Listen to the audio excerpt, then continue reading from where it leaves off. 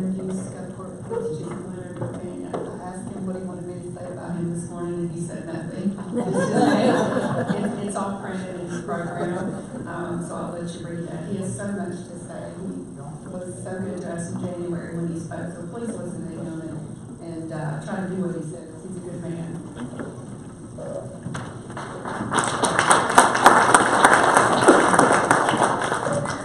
Yeah, I didn't want to be built up and then fail. Now, good morning. My name is Leonard Papania, Chief of Police in Gulfport. I do appreciate being invited back. We had a good time at your last conference, and I hope I was able to bring you something. And just kind of tell you a little bit about me. I've been in law enforcement since 1991. Back in 91, me and a buddy were drinking beer one night and watching this new TV show called Cops. And I thought that was really cool. And at the time, I was in the garment industry, and I needed cool in my life. And so I told my little bride, I said, I'm going to go be a police reserve. And needless to say, it got in my blood. The garment industry went offshore. I stayed here. Went full-time in 1994, which was an interesting time in Gulfport because that's when we annexed. We pretty much doubled the size of our city then. And almost 25 years later, I found myself as chief of police, which if I'm a chief of police, anything can happen anywhere. And it's also interesting because we're almost here at the 25-year mark. 2019 will hit it. I have a lot of people ready for retirement. Last year it started, and probably from last year to the next 24 months, I will retire about 1,000 years of law enforcement out of my agency, which, it's a lot of experience. I always say to replace a 25-year veteran, it takes 25 years. As you know in your own trade, the experience you gain cannot be duplicated or matched other than gaining it the way you did. And I find a lot of similarity in what we do. We all pretty much have the same client base. We all know the same names. We go back in 1991. How many of y'all wish it was like it was back in the early 90s? How many of y'all? Okay, business-wise, definitely, right? Okay, in my world, I would say absolutely not. Actually, our crime and violent crime 25 years ago was worse than it is today. A lot of you don't believe me. You're like, no, my phone's going off all the time. It's constantly telling me the world is falling apart. Well, that's one of our biggest problems. 25 years ago, you would wait and you would go home and they would give you about 30 minutes of news. And in order to give you, well, CNN was around, but I don't really include them. And they would really cull through and look at what is important. And that's what we were told. Now we're told anything because they know we will continually stare into these little devices. But actually, 25 years ago, violent crime was worse. We were, 25 years ago, early 90s, late 80s, really, we were at the zenith of crack cocaine hitting our neighborhoods. And there was so much violence associated with it. We got out, we handled our business, we brought it to great judges like Judge Ray, brought it to great prosecutors like Joel Smith, and we made an impact, and we kept y'all busy. We kept y'all really busy. But times have changed, and there has been a lot of things that have really changed over the years. And, as I contemplated some of the things I wanted to talk to you about is, I'm going to talk some about my profession, but so much of it coincides with what we all do collectively. And the three biggest challenges right now we see in law enforcement, the ones I would narrow it down is recruitment and retention of police officers, drugs, and violent crime. If I had to discuss what was the topic of just about every meeting I attend, and I'm right under a event, it's going to be those three topics. Back in 1994, when I went full-time, the night I went and took my civil service test, there were 100 people allotted to go in that room. They shut the door at 100 of us because we were competing for about 10 positions. It takes me about 6 months to get 100 people to come take my test. It's just not sexy being the police anymore. And I really, what has been the catalyst of this change? 9 years ago, it really started.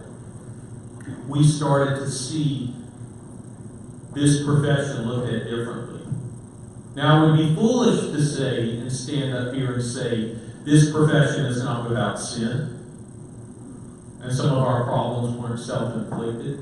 But to the degree we find ourselves, I think it is grossly disproportionate, and it's concerning.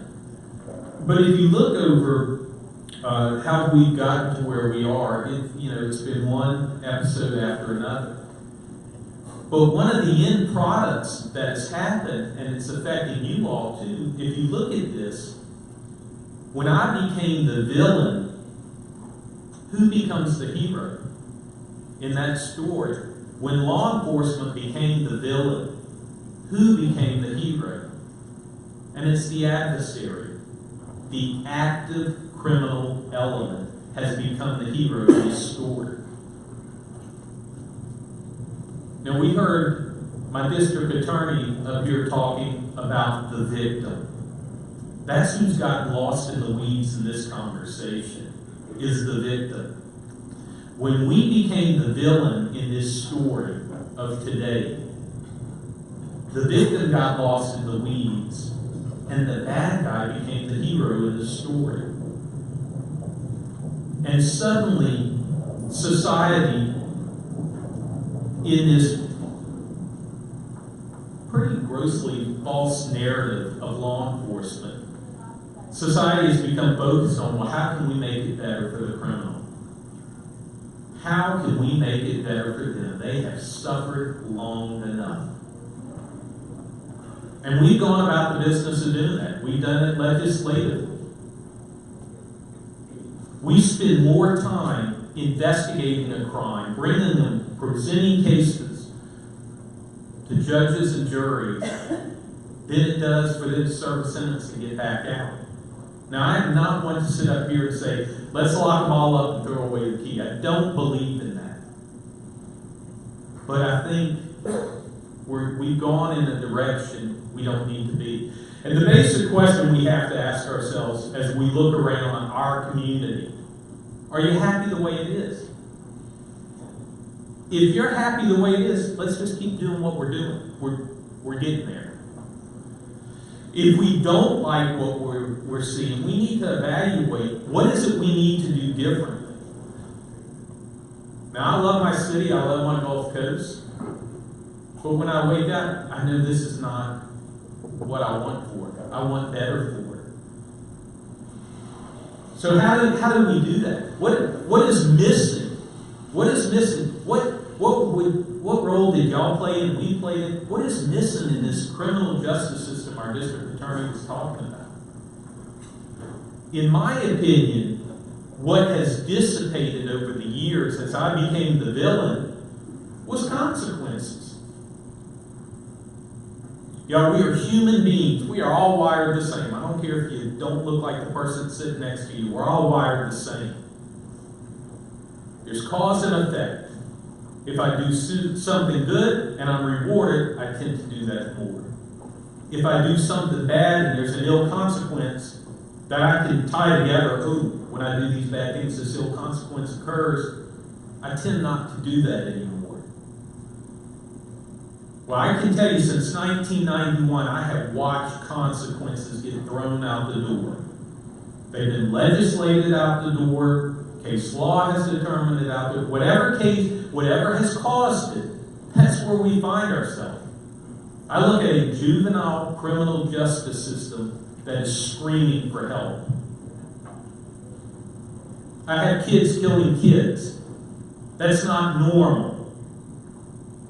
Very, very, very few people are born killers. Science says that, not me. Very few people are born killers. You have to build them. And there's a way to build them. And it's occurring. But one of the things in our juvenile system, years ago I was asked to sit on the Juvenile Detention Alternative Initiative. And man, this was a great idea. Look, instead of locking these kids up, which is not the healthy thing, let's find some alternatives to it. Let's quit locking them up and come up with some alternatives to detention to get them back on course. Doesn't that sound like a great idea? We did half of it. We quit locking kids up. We didn't do the other half. Because everybody starts saying, oh, funding this, funding that. So we quit locking these kids up. And then when one kid shoots and kills another, and I just stand on that crime scene, I get one of them bright lights shoved in my face, and I get a microphone shoved in my face and says, Chief, why did this happen? Because we didn't offer these kids intermediate consequences for their lesser crimes. We didn't offer them anything. We said, don't do it again. And we let them grow into killers. We as a society. And everybody says, well, parenting this, parenting that. Okay, well, you know what? Sometimes parenting is going to fail. We have to have a system in place. And our juvenile justice system is a failed program. And we got to do better. And we're watching our adult system. Our adult system is headed down that same road. We revisited sentencing, which I think is worth revisiting. But all we did, I think, on some of this, how hard is it to violate probation now? It's pretty significant. We're taking away consequence again for people who are actively engaged. If you're actively engaged in crime and you're doing your first year, second year, in the criminal justice system, you're still active in it. We don't need to let off the steam there. We need to hold the pressure there. But we haven't. We migrated away from it. 25% sentences. These numbers, they make no sense. Again, look around. Are you comfortable with your community? Are you comfortable with the way that things are and the way we live? I'm not. Another thing that has occurred is over the years, law enforcement has become the big safety net.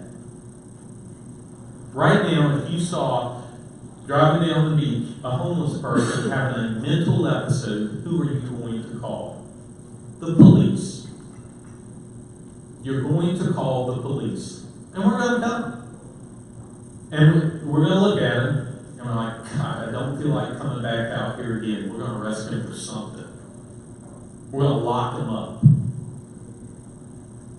And that's what we do. If you were to break a leg today, if you fell over and break, this young lady breaks her leg right here. Everybody in the room knows what to do. We're going to call an ambulance.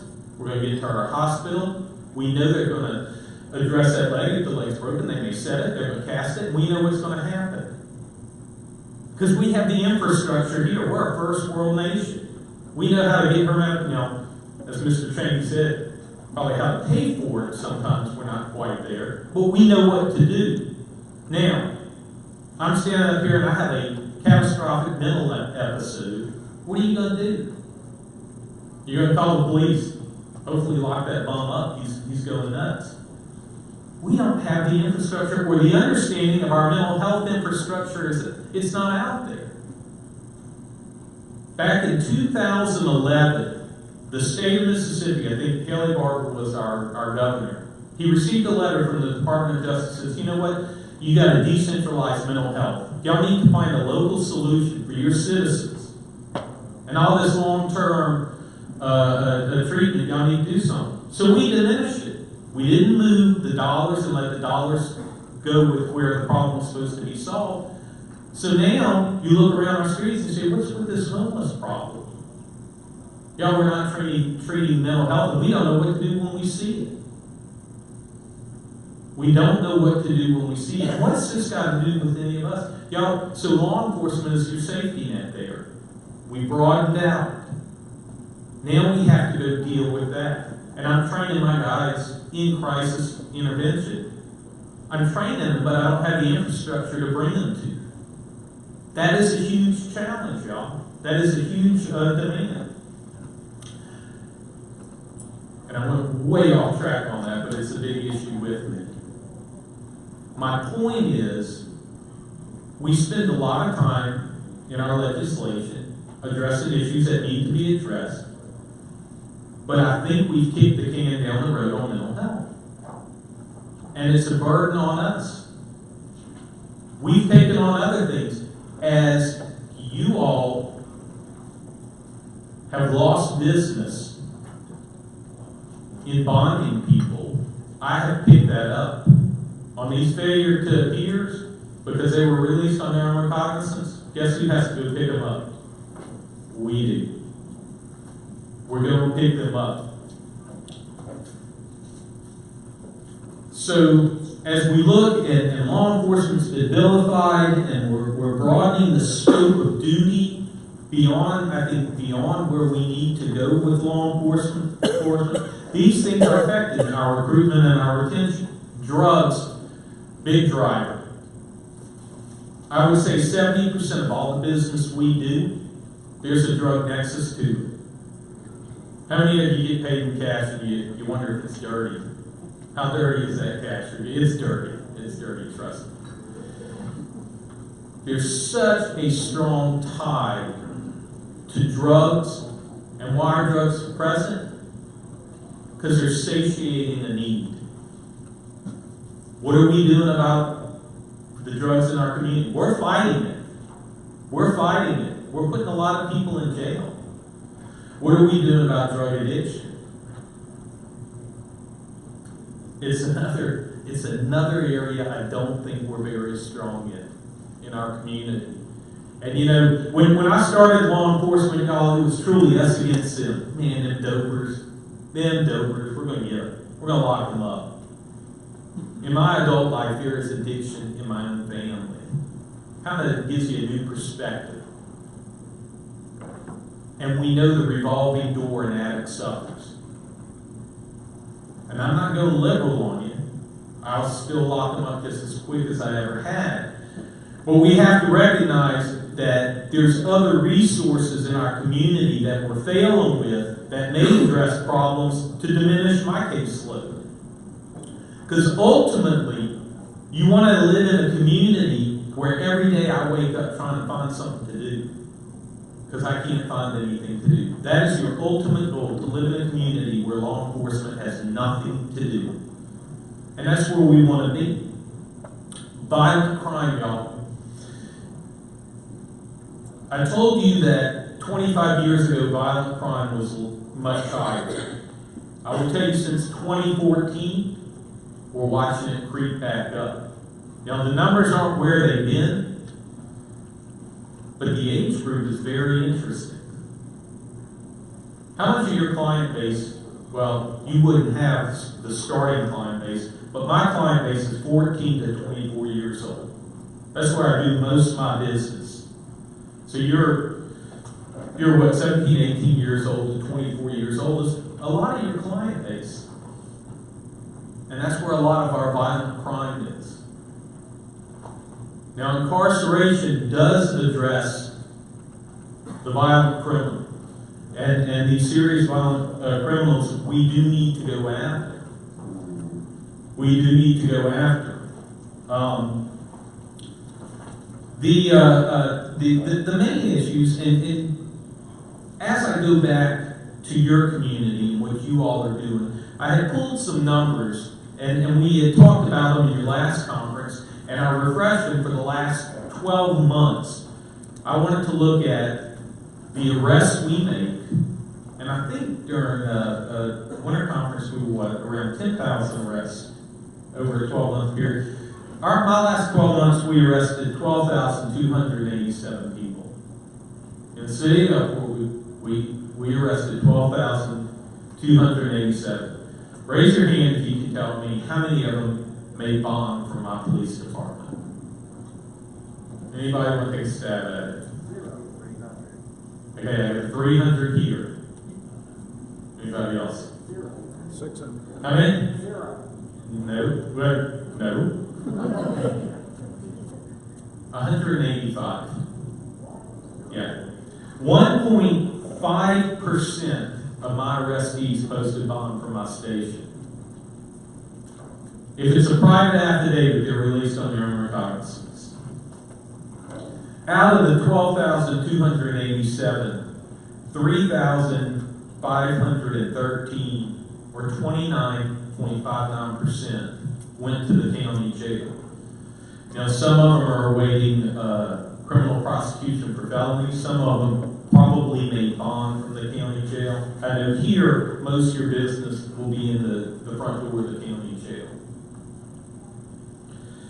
You know, there's been a lot of drivers for that. We know what the law, a revisit on the law has said, and we need to be cautious about how bonds are given. This for me just I'm really busy.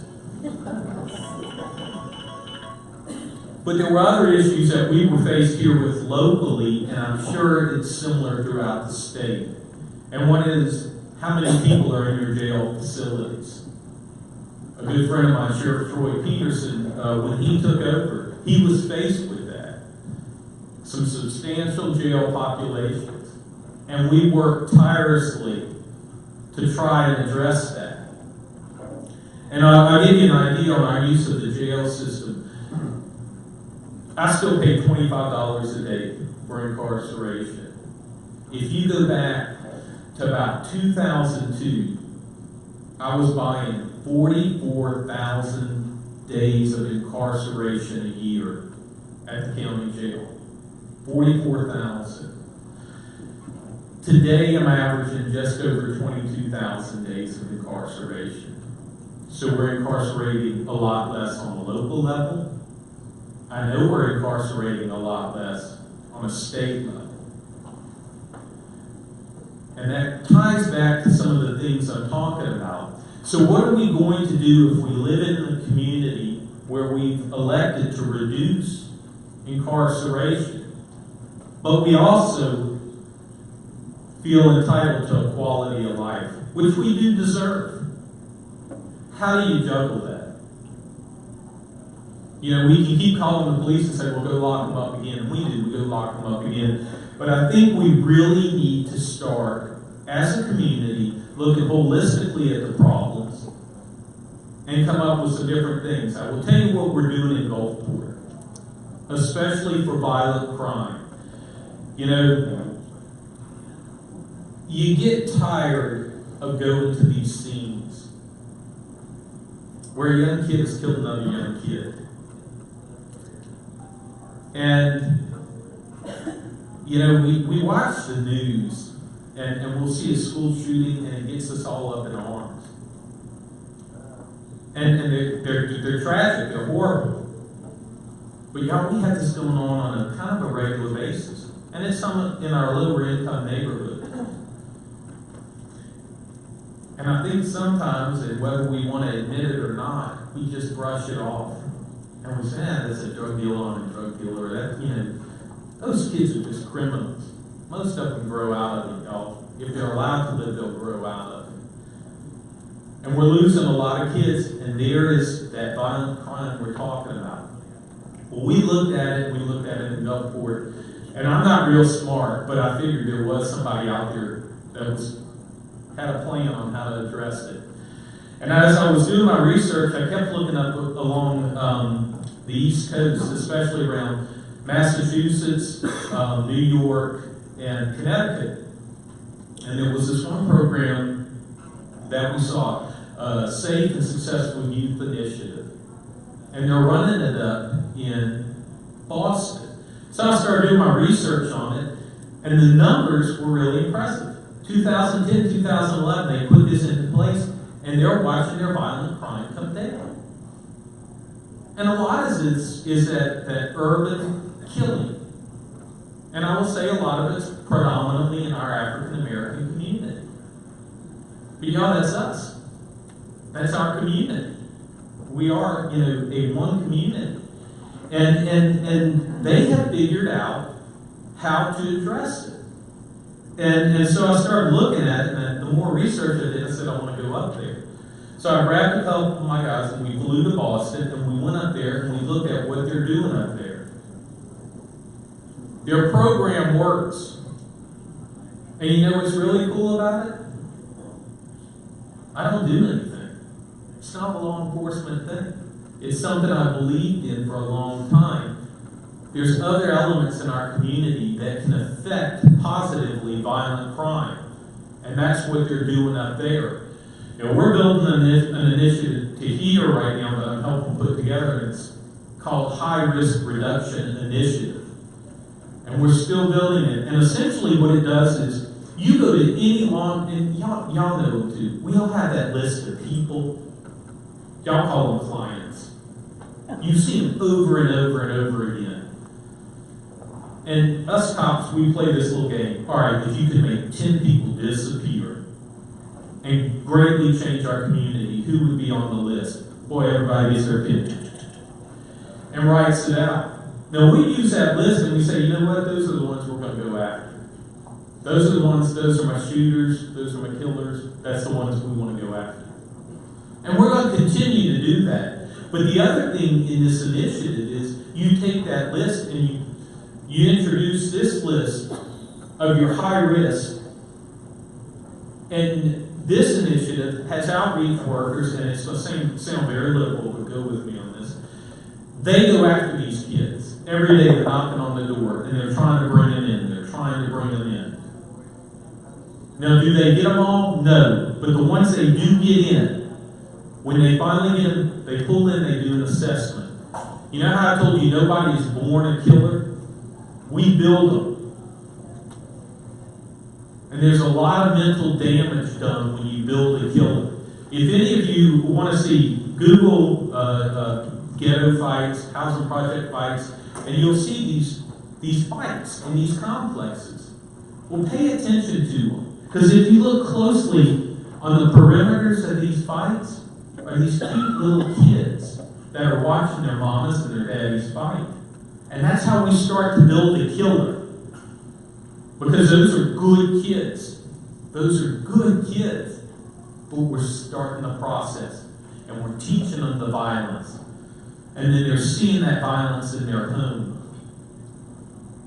And by the time they're 14, 15, 16 years old, the thought of pulling a trigger is no big deal. And we live in a very gun-friendly world. If you want a gun, it's there. Legally, illegally, they're there. We have them.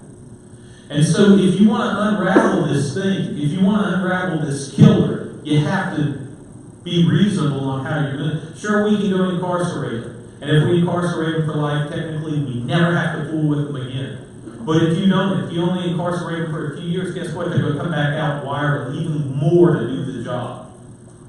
So realistically, our approach has to be different. And in this program, we start to try and unravel it. And we address mental health issues. And then we start looking, where did you fall out in the educational system?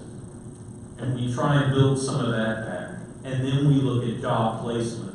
They got a van that drives around Boston, and every day they bring these reckless little kids, these young people, to job sites. Half of them get fired the day they show up. But you know what? A few of them make it. What if you could take one kid that was destined to be a killer and save them? If you're not morally interested in it, let's talk about economics. How many times are you bonding out these little gangbangers and they accidentally drop their Blue Cross Blue Shield card in front of you? Never. These kids are sustaining gunshot wounds. We bring them to the hospital. Somebody's paying that bill. And medicine's come a long way, but it costs a lot of money. And then that crime scene surrounded by 15, 20 cops, what does that cost you? And if those 15 to 20 cops are standing around that crime scene, where are they not? What are they not doing? Where are they not patrolling at that time? Here's economic impact when we have a killer. There's economic impact.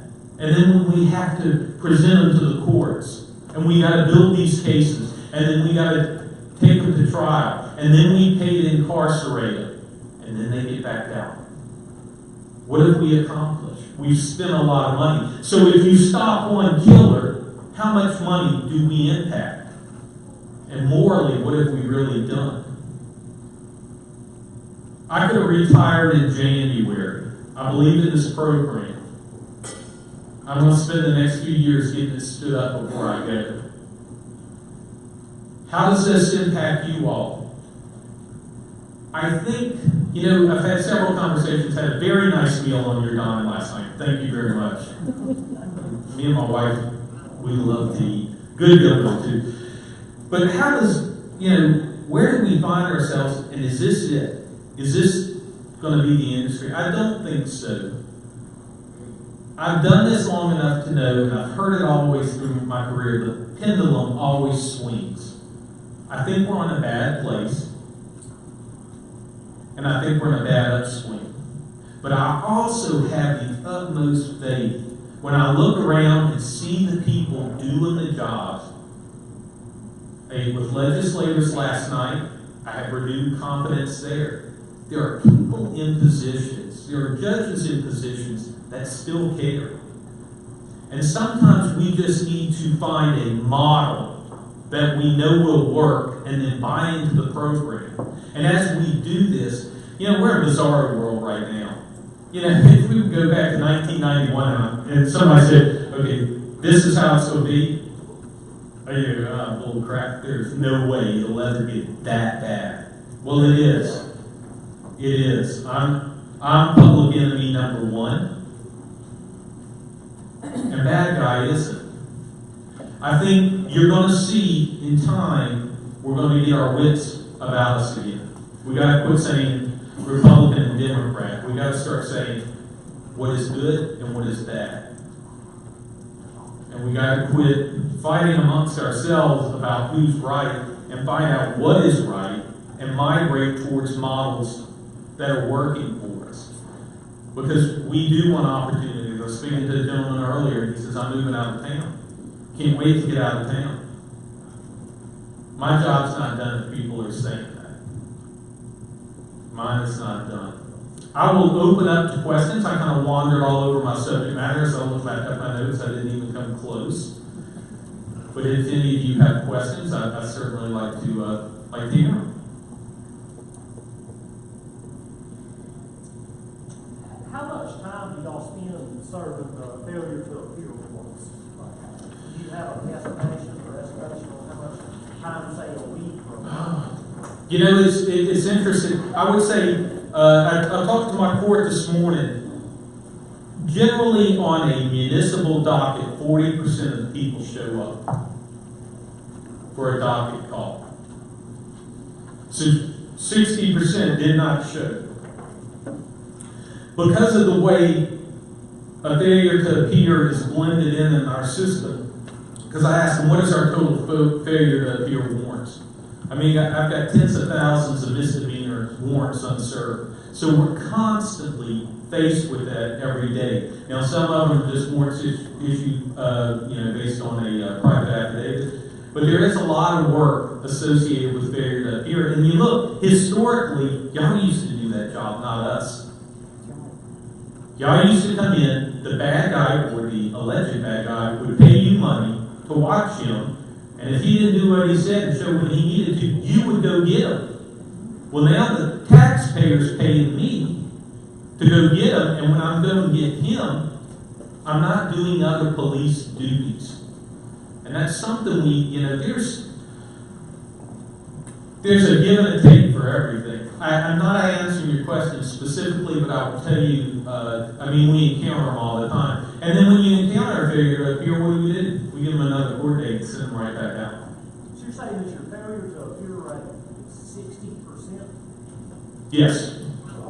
That's outrageous. Oh, we could say we're happy we got 40% there. Mr. Half Empty. Or 60% empty. Other questions? I mean, would you say, with confidence that that wasn't the case when bail was used as the, I hate to say preferred form of release, but used more prevalent than 1.5% of the time? All right, well, I'll probably fit attorneys or somebody in the room. If you're an attorney, just do this or whatever. Okay, legally, I don't know. What was so great about when y'all used to be in the mix, when you represented more than 1.5% of what we did, when that guy got caught, he had immediate consequences right there and then. I got to figure out how to make bond. I got to go get the car out. Then, I got to do this. We tasked him to unravel some of his crap. We don't do that anymore. They'll do shoplift at Walmart, $400. We come fill out our paperwork and we turn it back loose. Heck, if they smoke the right stuff, they don't even remember us. So, that old program, that mean program that held people accountable and offered immediate consequences, it worked. I don't have the numbers for you, but I know it worked. And that's all part of that gravitation away from consequence associated with misbehavior. And again, if you like the way things are, then keep consequence away from misbehavior and we'll stay right where we are. But y'all used to be an immediate consequence. And y'all used to hold them accountable, and it was on their dime and not on the taxpayers. Yes, sir. Chief, what's your extradition distance? It depends. It depends on the crime, and we defer that to our district attorney, on a felony. On misdemeanors, if the neighboring agency picks them up, we'll go meet them at the line and pick them up. If I'm answering your question. Yeah, Chief, I was just curious how far you could have somebody with failure to appear warrant avoid justice with distance. Oh, look, there's other states that I know they tell them when they leave. If you come to this state, we're going to issue it. Because we stop them all the time. But, they won't extradite, so they continue their misbehavior in my city until I can get them in the same trick bag. As an example, in Atlanta, Georgia, their extradition rate is 50 miles. So Right. whatever you do inside the city of Atlanta, provided it's, not a felony or whatever, you just receive a citation and you go home 50 miles away and nobody's ever coming to get you. Oh, so you're on specifically on misdemeanors? Yes, sir. Pretty much Harrison County, and then if someone picks up in Jackson Stone or Hancock, and we can meet at the line or something, there again, you talk about the impact of on these failure to appears and serving these warrants. I don't have the crew to go really beyond the city limits. If I can just get them all served within the city limits, I'd call it a good day. Any other questions? How many failures to appear warrants would you guesstimate? And I know that different circumstances would come into play on who the officer is looking for, but how many failures to appear warrants could one officer serve in a day, would you say on average? So if you're saying that there's potentially tens of thousands of failures to appear warrants, how long would that take to clear up if there was a push to do so? We have one guy that literally sits on the phone and tries to talk him in. And you'd be surprised how many people will just show up on warrants through that. That you can cull through a bunch quickly. Because you don't have to spend time to go out, apprehend, look, find, and all of that. But when we send them out, on Fridays, a lot of my court personnel will actually go out on the street and look for them. It just depends. But if one officer could get 2 or 3 in a day, it would be a good day, to get them processed in and get them in. But you're looking at your booking time and then going through those processes. So it would take a lot of officers being hired to even try to tackle Oh, your warrants list? Oh, yeah. Our warrants list is going to be there. And again, the longer that warrants list sits like that, you're keeping a separation of misbehavior and consequences. And the greater the distance, the less impact any consequence will have down the road. I mean, we're just wired that way. And it's even worse now. We have to see it right now. We're in that kind of, nobody can wait. So if you're wired like that, and then you start separating consequence and misbehavior, for somebody that lives on one of these, they can't even make the association. And so we don't enjoy the full effect of what a criminal justice system could do. How is it affecting the budget with finding things that are not being Well, first, budgets are horrible. Obviously, any monies that could be collected would benefit us. I think we all understand, too, our client base can only come up with so much money. You know, if I were able to get everybody in that owed money and said, you have to pay, what percent do you think we would really get? Because again, we're what, the poorest state? My household median income in Gulfport is just above $37,000 a year. Household median income. So I don't know how much money could really be collected in fines. There used to be a Harrison County prosecutor that would do it by fines based on income. If you're a doctor, and you got fined a day's work as opposed to I flip pizza for a living day's work. I kind of like that idea, make it more equitable, you know, so it has a balanced consequence on the offender. But I guess that's deviating. So I really don't know the answer to your question, but I don't believe all the money that needs to be paid exists or is accessible by the offender. God, sometimes I sound liberal. It's just from years of doing this, in reality, it's hit in some areas. I swear to God, it's not just I'm liberal. Keep telling myself that. Other questions? Well, y'all listen, I certainly appreciate the opportunity of being here. Hang in there.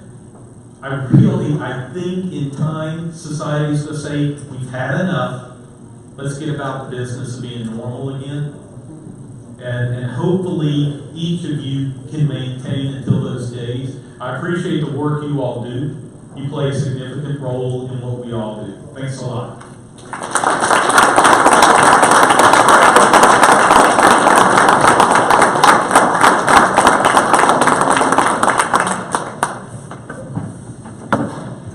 Thanks so much.